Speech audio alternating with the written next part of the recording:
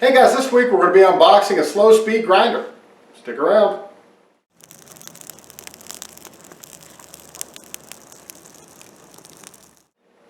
Hello and welcome to this week's edition of BS with AJ. As I said before, this week we're going to be unboxing a slow speed grinder I got. I finally decided to get something to sharpen my bowl gouges and things, all the tools for the lathe a lot faster. I was doing it all by hand and honestly it took quite a bit of time. So I got that, I got a jig for it, of course, so that way I could sharpen all my gouges and things like that a lot faster, and honestly they're a lot sharper that way too. So honestly I'm pretty satisfied with the product itself. It's worked really well. But before we start unboxing that, if you like videos like this, be sure to like, share, and subscribe, and consider supporting BS with AJ on Patreon so we can do bigger and better projects for you guys. Let's get started.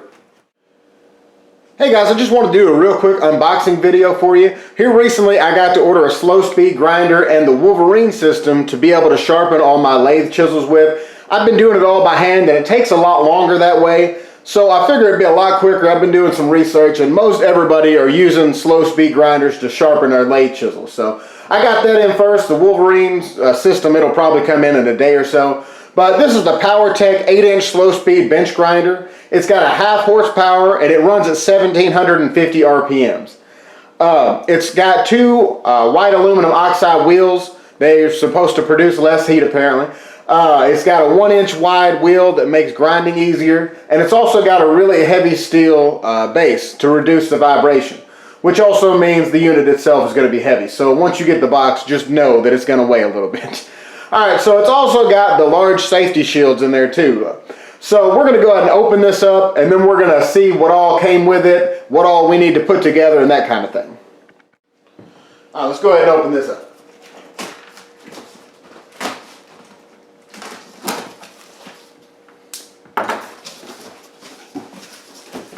Alright, so we got the instructions. We got a couple brackets here. I'm assuming these go to the safety shields that are right up top here.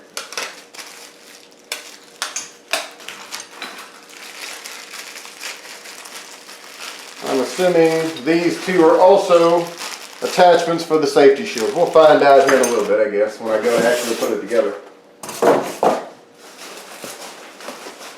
Alright, let's see if we can get this out here.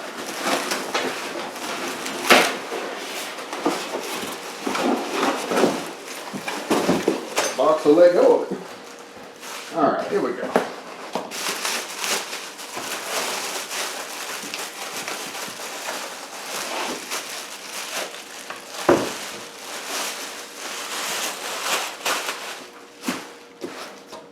Alright, it looks like the majority of it's already put together. I think the only thing you actually have to assemble is going to be the safety shields that go on here. It came with all these brackets and things like that. The two shields, of course.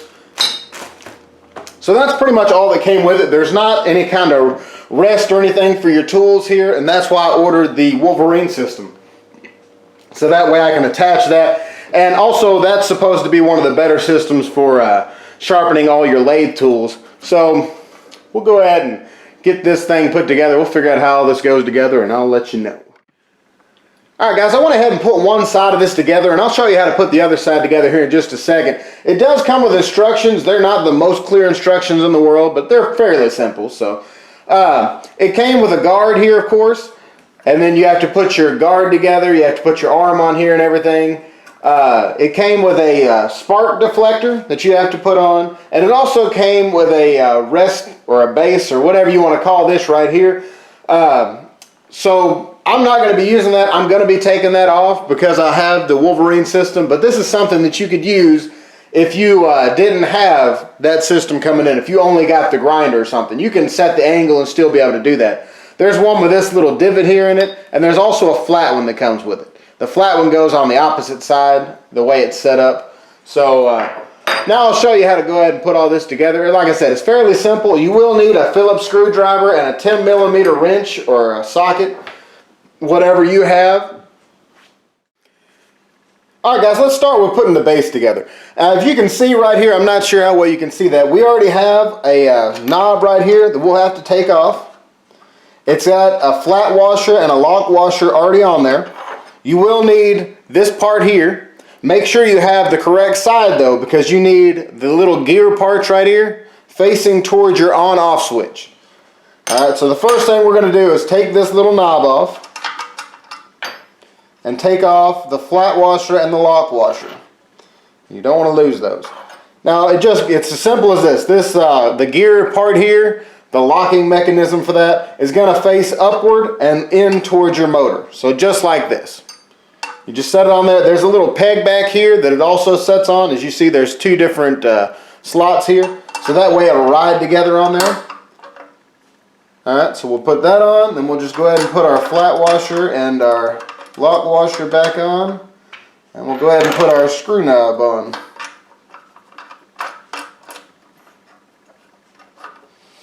Alright, the next thing you're going to need is, of course, whichever base and whichever side you're working on here. You will need your other screw, thumb screw, or whatever you want to call these things. And you will need a flat washer also. So we're going to put the flat washer on there. And we'll just simply take this. And on the inside here, you'll see it has those same gears that match up.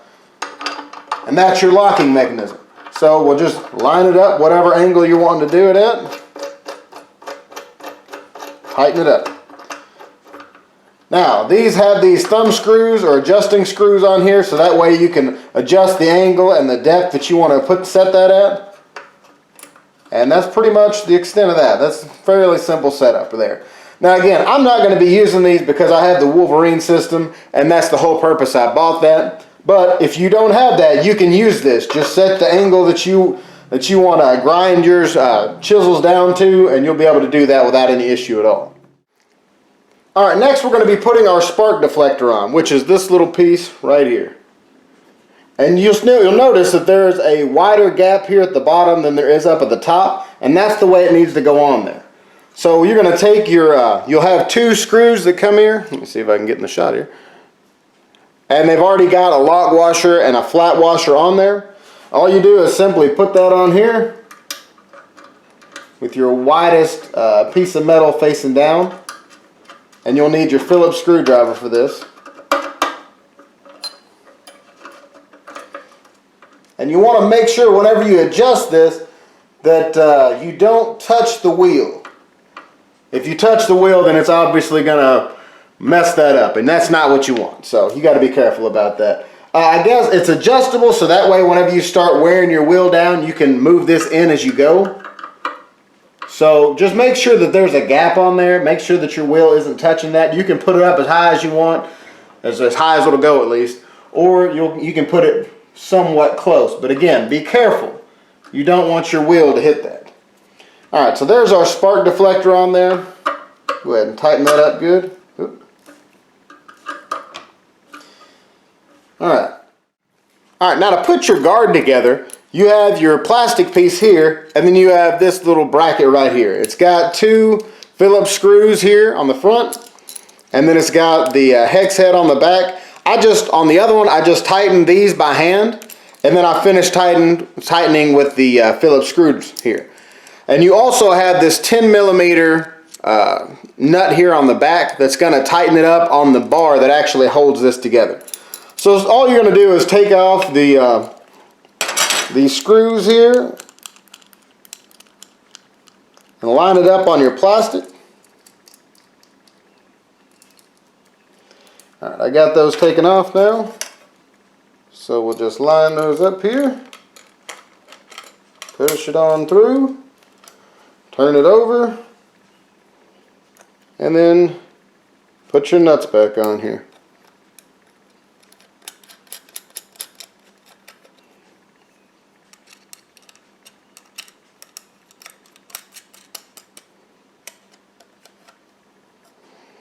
Now you do want to get these nice and snug, but you don't want to over tighten them because you can crack your plastic, and that would be a bad thing. Okay, so now we've got that attached, okay? Now we're going to set that to the side, and now we have this piece here. We have a 10 millimeter bolt, a flat washer, and then your bar that's going to hold your plastic guard on. This part right here is going to go back towards the back. There's a little screw hole. And what you're going to do is take your little C-channel looking piece, set it over top, just like that. And then put it in your screw hole here.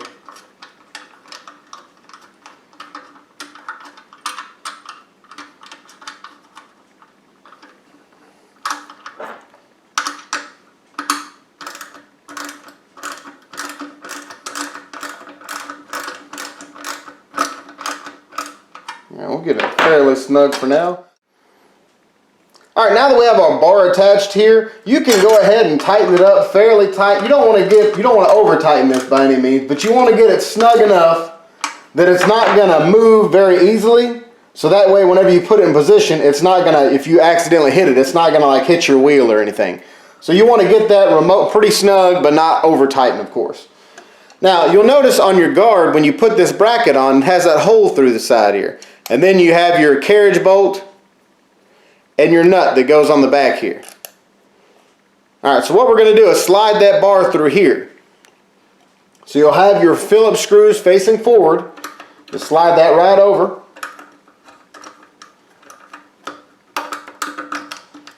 Just like that. And then we're going to go ahead and tighten this up.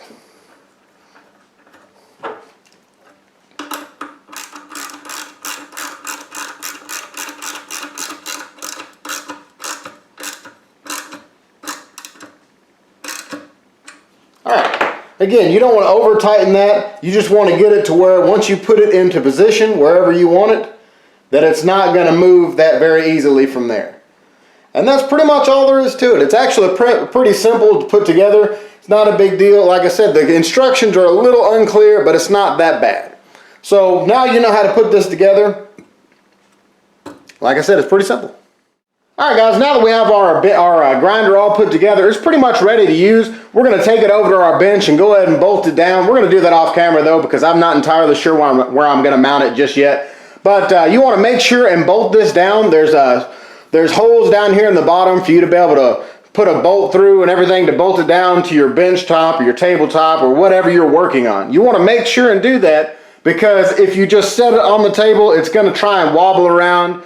If you get a catch in it or something like that, something dangerous, it's kind of dangerous if you don't bolt it down. So be sure and do that for safety reasons, of course. I hope you enjoyed this week's video. Be sure to like, share, and subscribe, and consider supporting BS with AJ on Patreon so we can do bigger and better projects for you guys. And I'll see you next week.